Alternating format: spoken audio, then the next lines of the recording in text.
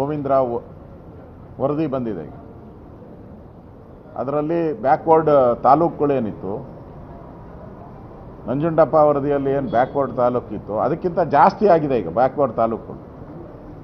ಅದರಲ್ಲಿ ಪ್ರಾವಿಷನ್ ಮಾಡಿದ್ದಾರೆ 43,000 ಕೋಟಿಯನ್ನು 5 ವರ್ಷದಲ್ಲಿ ಇಡಬೇಕು ಅಂತ. ಅಂದರೆ ಪ್ರತಿ ವರ್ಷ ಅಪ್ರಾಕ್ಸಿಮೇಟ್ಲಿ 15,000 ಕೋಟಿ ಇಡಬೇಕು. ಈಗಾಗಲೇ ನಾನು ಮುಖ್ಯಮಂತ್ರಿಗೆ ಪತ್ರ ಬರೆದಿದ್ದೀನಿ.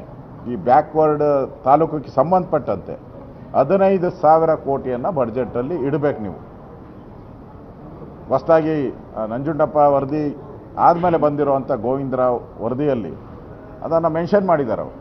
ಆ ಥರ ಕಾಪಿನೂ ಕೂಡ ಇದೆ. ಅದರಿಂದ ಆಗ್ರಹವನ್ನು ನಾನು ಮಾಡ್ತಾ ಇದ್ದೀನಿ. ಕಾಂಗ್ರೆಸ್ ಸರ್ಕಾರ ಒಳ ಜಗಳದಿಂದ ಒಂದು ರೀತಿ ಇಡೀ ಸರ್ಕಾರ ಸತ್ತೋಗಿದ ರೀತಿ ಇದೆ. ಒಬ್ಬ MLA ಹೇಳ್ತಾರೆ, ರಾಮನಗರದ MLA DK ಶಿವಕುಮಾರ್ ಏನಾನ ಮುಖ್ಯಮಂತ್ರಿ ಆಗಿಲ್ಲ ಅಂದರೆ ನಾನಿದ್ದರೆ ಎಷ್ಟು, ನಾನು ಹೋದರೆ ಎಷ್ಟು, ನಾನು ರಾಜೀನಾಮೆನೇ ಕೊಟ್ಬಿಡ್ತೀನಿ ಅಂದರೆ ಸಿದ್ದರಾಮಯ್ಯ ಆಚೆ ಹೋಗಬೇಕು ಅಂತ ಅವರ ಅಭಿಪ್ರಾಯ. ಇಕ್ಬಾಲ್ ಹುಸೇನ್ ಸಿದ್ದರಾಮಯ್ಯ ಇದ್ದರೆ ನಾನು ರಾಜೀನಾಮೆ ಕೊಡ್ತೀನಿ ಅಂತ ಹೇಳಿದ್ದಾರೆ ಅವರು. DK ಶಿವಕುಮಾರ್ ಆಗಲಿಲ್ಲ ಅಂದರೆ ಸರ್ಕಾರ ಒಂದು ರೀತಿ ಕತ್ತಲಲ್ಲಿರುವಂಥ ಸರ್ಕಾರ. ಇದರಿಂದ ನನಗನ್ಸ್ತತೆ ಈ ಬಡ್ಜೆಟಲ್ಲಿ ಹೊಸತನದ ಏನು ಅನ್ನೋ ನಾವು ಬಯಸೋಕ್ಕೆ ಸಾಧ್ಯನೇ ಇಲ್ಲ. ಹೊಸತನ ಏನೂ ಇರಲ್ಲ ಇದರಲ್ಲಿ. ಮಾತೆತ್ತರೆ ಗ್ಯಾರಂಟಿ, ಅವರು ಗ್ಯಾರಂಟಿಯನ್ನು 100 ಸರಿ ಹೇಳ್ತಾರೆ. ಆಮೇಲೆ ಕೇಂದ್ರ ಸರ್ಕಾರವನ್ನು ಬೈಯೋದು, ಮೋದಿಯವರನ್ನು ಬೈಯೋದು, ಅಷ್ಟೇ ಬಡ್ಜೆಟ್ ಇವ್ರದ್ದು. ಈ ಬಡ್ಜೆಟಲ್ಲಿ ಹೈಲೈಟ್ಸ್ ಏನು ಅಂದರೆ ಮೋದಿನ ಬೈಯೋದು, 5 ಗ್ಯಾರಂಟಿಗಳ ಬಗ್ಗೆ ಮಾತಾಡೋದು. ಅಷ್ಟು ಬಿಟ್ಟರೆ ಈ ಬಡ್ಜೆಟಲ್ಲಿ ಏನೂ ಇರಲ್ಲ. ಕಳೆದ ಬಾರಿ ಬಡ್ಜೆಟಲ್ಲೇ ಏನು ಘೋಷಣೆ ಮಾಡಿದಾರೋ, ಮೊನ್ನೆ ಮುಖ್ಯಮಂತ್ರಿ ಹೇಳಿದಾರೋ 90% ಅಚೀವ್ ಮಾಡಿದಾರಂತೆ. 90 ಅಲ್ಲ 9% ಮಾಡಿಲ್ಲ ನೀವು. ನನ್ನ ಹತ್ರ ದಾಖಲೆ ಇದೆ. ಎಲ್ಲದಕ್ಕೂ ಏನು ತೋರಿಸಿದ್ದೀರಾ?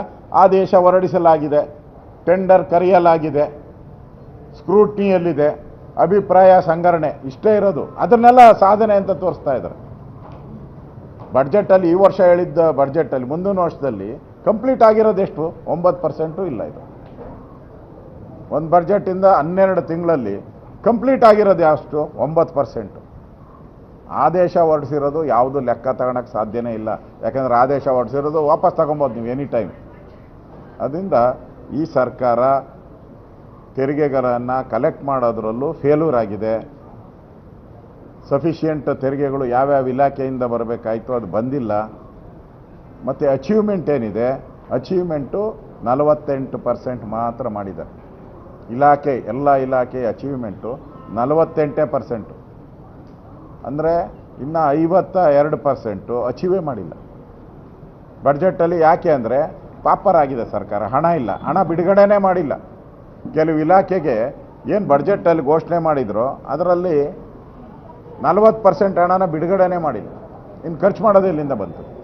ಆದ್ದರಿಂದ ಈ ಬಡ್ಜೆಟ್ ಏನು ಸಿದ್ದರಾಮಯ್ಯನವರು ಮಂಡಿಸೋಕ್ಕೆ ಹೊರಟಿದ್ದಾರೆ, ನನಗನ್ಸ್ತತೆ ಇದು ಓನ್ಲಿ ಕೇಂದ್ರ ಸರ್ಕಾರವನ್ನು ಬೈಯೋ ಅಂಥ ಬಡ್ಜೆಟ್ಟು. ಅದು ಬಿಟ್ಟರೆ ಬೇರೆ ಏನೂ ಇಲ್ಲ ಅಂತ ನನಗನ್ಸ್ತದೆ. ನಿರ್ಭೀತ, ನಿಷ್ಪಕ್ಷಪಾತ, ವಿಶ್ವಾಸಾರ್ಹ ಸುದ್ದಿಗಳಿಗೆ ಮತ್ತೊಂದು ಹೆಸರಾಗಿರುವಂತ News18 ಕನ್ನಡ ಈಗ ಆಪ್ನಲ್ಲೂ ಲಭ್ಯವಿದೆ. ದಯವಿಟ್ಟು ಇಲ್ಲಿರುವಂತ QR ಕೋಡ್ ಸ್ಕ್ಯಾನ್ ಮಾಡಿಕೊಂಡು ಆಪ್ ಡೌನ್ಲೋಡ್ ಮಾಡೋದಕ್ಕೆ ಮರಿಬೇಡಿ. ನಿಮ್ಮ ಬೆಂಬಲ ಹೀಗೆ ಸದಾ ನಮ್ಮೊಂದಿಗಿರಲಿ. ಧನ್ಯವಾದ.